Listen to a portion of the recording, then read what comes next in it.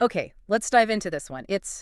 Well, it's a life story that honestly sounds like fiction. You've got this figure moving from, quiet Oxford academic life to becoming this huge international drug smuggler. It really does sound unbelievable, doesn't it? And that's exactly what we're looking at in the source material today. Howard Marks' autobiography, Mr. Nice. It's quite the story. Absolutely. And our mission here is to really unpack this source, pull out the key bits, the events, the relationships, those incredible legal twists, the sheer risk involved. Exactly. We're tracing his journey right from his childhood in Wales, Yeah. speaking Welsh, through Oxford's halls, then building these massive global drug operations, the prison time, the legal fights. It's quite a mix. A mix of what? Intelligence, massive risk? And some seriously unexpected encounters along the way. It sounds like a wild ride. Yeah. But, okay, before all the aliases and the international stuff, who was Howard Marks? Where does the source say it all began? Well, the book takes us right back to his roots in Wales. He actually spoke only Welsh for the first 5 years. Mm. Then moving to an English-speaking school, that was a big shift, a bit of a culture shock early on. Right, and the source paints a picture of his school days, trying to stop fights, feeling awkward, faking illness to get out of sports, scared of being called a sissy. Yeah, but at the same time, academically, he was flying. A real swat, as he puts it. But socially uncomfortable, deciding radical changes were necessary.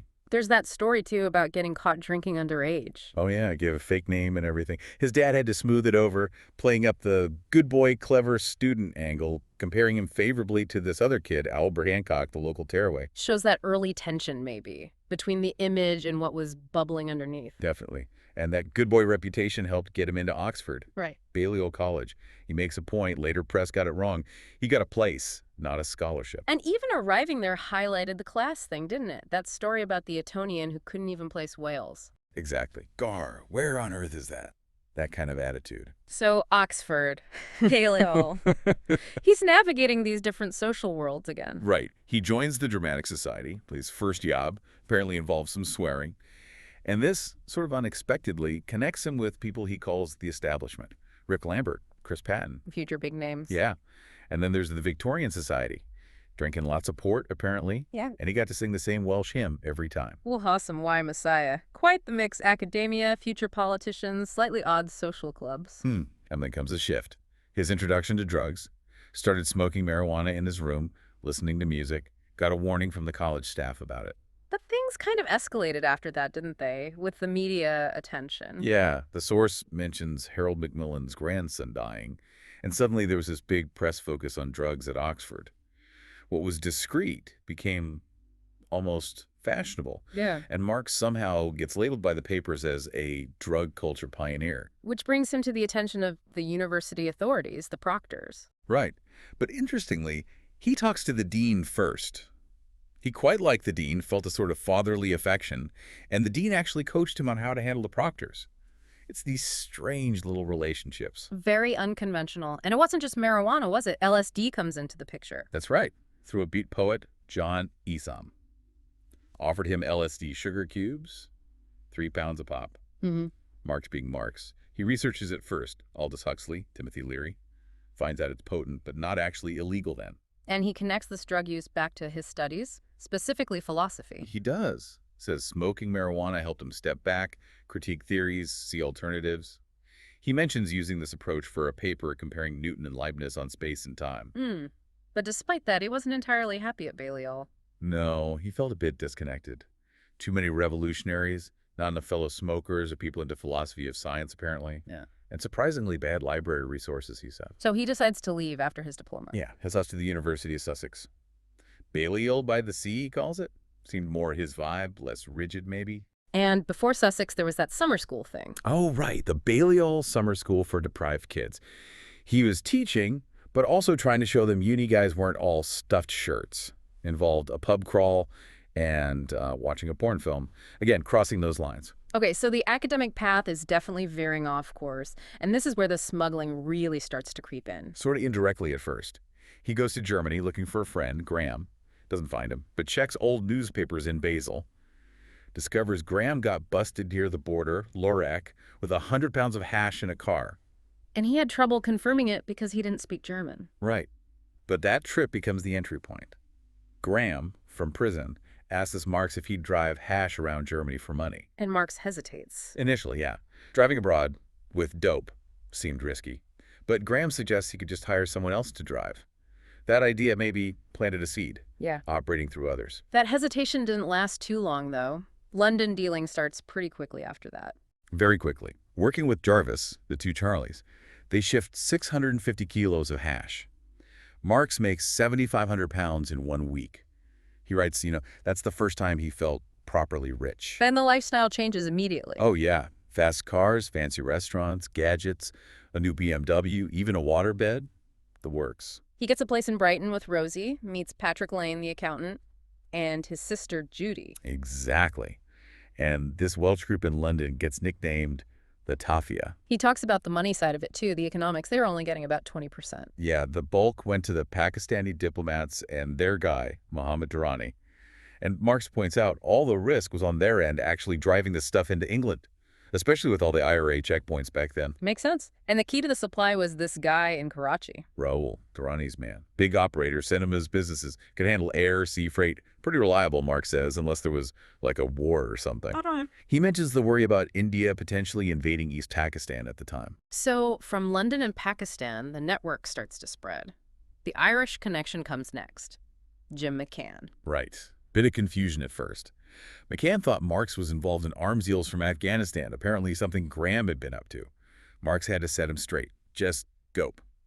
McCann calls him his Oxford academic, but also the Welsh wizard. And the first job for McCann, supposed to be guns. Yeah, but it turned out to be 21 tea chests of Thai marijuana. Huge amount for Ireland back then. Wow. And McCann apparently crashes the car during the run. Chaos. And this is around the time the British embassy in Dublin burns down. Adds context to all the roadblocks and police activity Marx was seeing.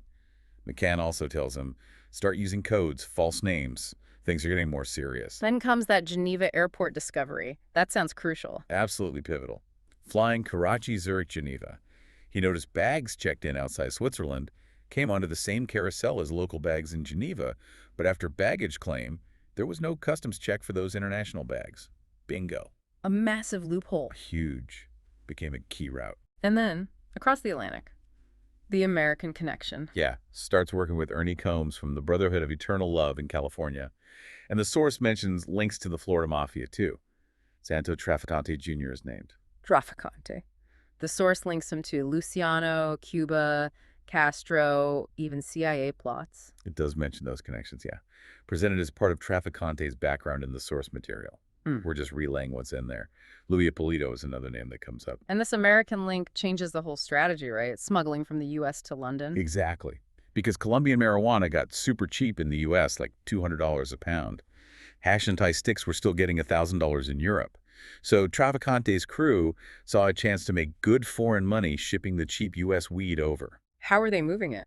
Various ways. Rock group scams were one, hiding dope in music gear. There's a story about a $5 million hash haul found in speaker cabinets in Nevada linked to someone called Gator. The scale is just enormous. And the lifestyle in Florida sounds pretty intense. Coconut Grove. The Lux Suite at the Mutiny Hotel. Place apparently crawling with Colombian dealers. He talks about buying hot jewelry, a Cadillac Seville off Louis Ippolito, getting a Florida driver's license as Anthony Tunnicliffe. Even won big betting on the Super Bowl. Wow. But meanwhile, his personal life is getting complicated. Judy. Right. Patrick Lane's sister. They get closer. She gets pregnant. But she apparently refused to marry him unless he used his real name. No Mrs. Nice, she said. They do get engaged, though. Lavish party. Yep. More kids follow Francesca, Patrick. But the source makes it clear Judy was increasingly unhappy with the whole lifestyle, wanted more family time, more normality. Understandable. Did he try to go straight, or at least set up legitimate fronts? There were attempts mentioned. An idea involving the Welsh Water Authority trying to broker a deal for Far Eastern businessmen buying Welsh water for Saudi Arabia, a paper mill in Pakistan with Malik. But nothing seemed to fully stick or replace the main business. And he gets help with the operational side, false IDs, that sort of thing. Yeah, Phil Sparrowhawk comes in. Yeah. Described as a jack of all trades, could get false IDs, dodgy insurance, vehicles, addresses. They set up the Yule group of companies, basically a shell structure with fake directors for passports, bank accounts. Phil was key in Hong Kong and Bangkok, too. Hong Kong becomes a major center then. Absolutely. meeting people like April and Selena who could source anything, connecting with Blendo at a travel agency legitimate front, but also a massive money laundering channel through the Chinese community network. Apparently no charge for huge transfers. Ingenious. And meeting other key players there for money, logistics. Milek, Bill, Steve Sherman, Bruce Aiken, even Sam Taylor, the famous Taylor, who was worried about the 97 handover. Little details emerged too, like carrying a big video recorder box just to throw off anyone tailing him. Paranoia setting in. What about the supply side in Pakistan? Still Raoul in Karachi, a Oh, warehouse in Baluchistan for checking the hash quality. Marx explains about border hash from the NWFP, good quality due to Himalayan conditions, Afghan techniques from refugees, maybe funding mujahideen. security must have been a constant worry there. Definitely. Capped phones were likely, though. Malik had a cousin who was an operator, apparently helped sometimes. DEA and U.S. Customs were visibly present. Agents like Harlan Lebo, Michael Stevenson Marks notes he'd embarrassed Stevenson before. Even his servants apparently reported on DEA movements. Better the devil you know kind of thing. Then the Philippines. More connections, more intrigue. Yeah, meets Lord Moynihan living in this grand former ambassador's house. Moynihan asks him about Jesus College, Oxford, oddly enough, and offers connections, maybe Philippine Airlines. Strange encounter. Then there's Joe Smith, a sort of Crocodile Dundee character, warns him off Moynihan. Smith deals in Thai-Philippine grass, needs a Pakistan contact, invites Marx to Sydney, And false passports. meets Jimmy Newton, a solicitor. They discuss the white man's burden, and Newton apparently had a system using birth certificates of dead homeless people to get passports. Plus, Marx meets Mullick again in Manila, sees DEA watching them, goes on a weird trip to Davao with Joe Smith, remote plays Jungle Walk, Smoking Dope, Earthquake. Just another day at the office. Pretty much. And other deals are mentioned briefly, 30 tons on Jerry's boat to Vancouver Island, 7.5 tons on Frederick's boat from Triton Island to Canada, just relentless expansion. Did he ever try to get out during this time? Retire? He says he tried several times, but his associates Roger Reeves, McCann, Phil, Malik, Joe Smith, they were all skeptical. Plus the money pressure, the risk. He mentions paying the CIA to keep the DEA away, the strain on his family, worrying about being set up by colleagues. It was a treadmill. Which inevitably leads to closer scrutiny. Arrests. Yeah. A close call at Heathrow, first questioned by a special branch, but not searched. Then the big one in London, at Hans Court. Customs officers, handcuffs. He refuses to give his name initially. Questioning focuses on his passports. And the passport situation itself is bizarre, isn't it? Multiple fakes issued by the actual British passport office. Incredible. Cox, Goddard, Green, McKenna, Tunnicliffe, Nice. All official but false. Eventually, the passport office contacts him, asks for them back, offers him a real one. He even wonders if MI6 gave the Tunnicliffe one to the Mexican Secret Service. Just layers upon layers. Gets a temporary 2-month real one eventually. And that strange court case about getting his seized money back. Oh yeah, the 30,000 pounds. Customs argues it's drug money from a notorious smuggler. But the judge, Master Bixtall Smith, basically says, money's money. He was acquitted before, it's his. Then tells a weird anecdote about Moroccan Kif and wishes him luck. Unbelievable. Truly bizarre. But the arrest that really changes things is in Majorca. That's the one. At first he thinks it's a Howard Hughes joke, then realizes it's real, gets put in the tubo, a super secure cell within a cell, describes the Spanish prison cockroaches as bigger than British ones. And others from his network are there too. Roger Reeves is in the same prison. Reeves apparently had this wild escape plan with a crossbow and offered to include Marx. Marx wasn't interested, more worried about Judy. Because Judy got arrested too. Yeah, charged with conspiracy. That hit him hard, the source says. The family suffering. So lawyers become critical in Spain. Absolutely. First, Luis Morel. He explains the upsides of Spanish law co-conspirator testimony, phone taps often inadmissible. Crucially, conspiracy wasn't really a crime they could extradite for under the dual criminality rule. That meant Judy should get out. Then Gustavo Lopez Munoz y Larraz, pricey but top extradition lawyer, Cuban Florida background. He could even forward mail, which was unusual. But the Americans are pushing hard for extradition. Oh yes, there's a formal meeting, a commission rogatoria, with DEA agents Lovato and O'Neill. Marx refuses to answer. Afterwards, Lovato basically tells him, forget Spanish law, you're being extradited. Spain will not upset the United States government in that way again. The writing was on the wall. So what was the legal strategy then?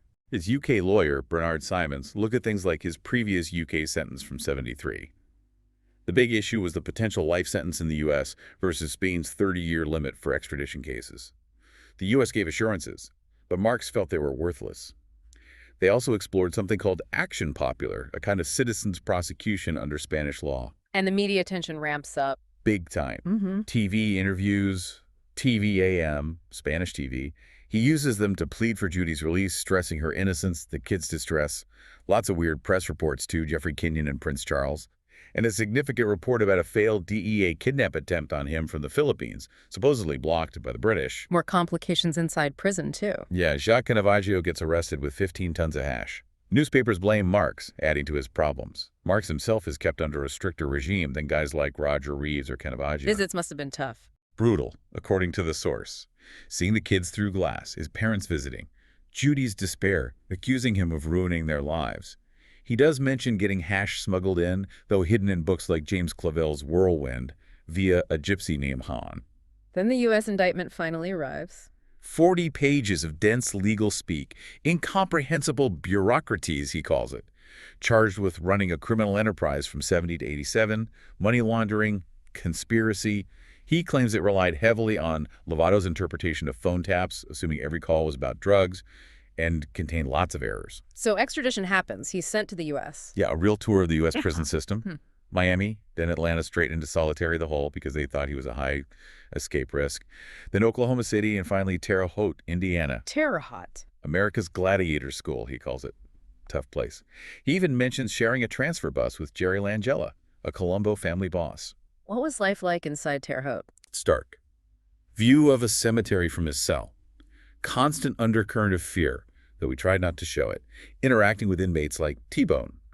He passed his GED, but got frustrated because non-citizens couldn't get further education there. Tried to argue it under the 15th Amendment. Ended up applying for a University of London law degree by mail. Must have been tough financially, too. Grim. Tiny prison wages, massive phone bills to call the UK, and the IFRP program demanding payments towards his $50,000 fine. He talks about inmate hustles and becoming a bit of a jailhouse lawyer himself, helping others. He even testified in Germany during this time. Yeah, for Jim McCann's trial. McCann got acquitted, even though Agent Lovato apparently showed up last minute trying to undermine Marx's testimony. And the outside world carries on. Bill Clinton running for office. Right. The source notes the irony Clinton, also Oxford, admitted smoking dope. Didn't inhale. There was even a tabloid rumor Marx lived with Clinton at Oxford, which Marx says he didn't deny because he honestly couldn't remember if it was true or not. Bizarre. And personally, devastating news about his father's health. Yeah, very emotional part of the book. His father got seriously ill. Makes him think of that Dylan Thomas poem, "Do not go gentle into that good night." As the U.S. trial gets closer, he gets a new lawyer, Steve Bronis. Yes, Steve Bronis. Calls the whole case bizarre. Felt the government's actions throughout were strange, not just Mark's activities. And the pressure to cooperate, to snitch? Intense. He met snitches inside, says it gave him perspective, made him realize his operation wasn't maybe as big as some others the DEA were dealing with. The media kept calling him Marco Polo due to his travels. Then came the really bad news. Patrick Lane. That hit hard. His brother-in-law sends a letter saying he's decided to snitch. He was facing maybe 15, 20 years, did it specifically to get his wife Patty released. Marx writes he understood the pressure, but absolutely refused to do it himself. Wouldn't help the evil work of the DEA, as he puts it. So the DEA makes a final offer. Pretty much. Go to trial, face life, or 145 years.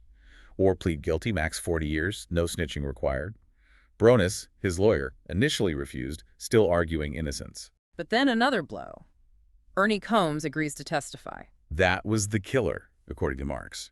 Ernie Combs, his main American contact for years, handled almost all the dope he brought into the U.S. Combs also did it to get Patty Lane released. Even Roger Reeves gets in touch. Yeah. After escaping from Germany. Yeah, Reeves had snitched himself on Marx and McCann, then escaped, sends messages of love and prayers.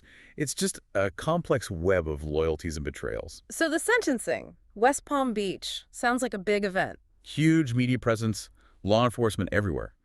Marx gets brought in a limo. Notoriety has its advantages, he quips. Family, supporters like Julian Pito, Kay Reeves are there. Patrick Lane wanted to speak for him but wasn't allowed. And the arguments, prosecution versus defense. Prosecutor William Pearson paints him as educated, greedy, abusing trust, thumbing his nose at the law. Recommends 40 years. Defense lawyer Steve Bronis calls the whole thing bizarre. Marx, a complex man, says he's never seen government actions like it. What did the judge say? Basically, European tolerance for cannabis is irrelevant here. Marx knew the risks. Questioned his claim of having no money left, then delivers the sentence. 25 years. 25 years. But that wasn't the end of the story, was it? There was a campaign? A massive campaign to get him transferred back to the UK, driven by his wife, kids, parents, Danny Roche in Liverpool, MP Wynne Griffiths, groups like Prisoners Abroad, Prison Reform Trust, Release, Justice, Legalize Cannabis campaign, coordinated by Judy Yacoub, lots of media coverage, BBC Wales, The Guardian. And it worked, to some extent. It had an impact. The sentence was confirmed at 25 years, based on UK input, and crucially, a condition was set. If transfer was blocked, he had to be moved out of maximum security into a regular federal prison. So eventually he becomes eligible for parole. Yes. After serving a good chunk of time, Uh-huh. presents his case. His GED teacher supports him. He expected Agent Lovato to show up and give the usual evil dope empire speech. Yeah. But Lovato didn't come. Again, the outcome. Surprisingly, the parole examiner recommended parole. Wow. An unexpected end to that chapter, reflecting the whole unpredictable journey in the book. Absolutely. So, wrapping this up, this deep dive into Mr. Nice.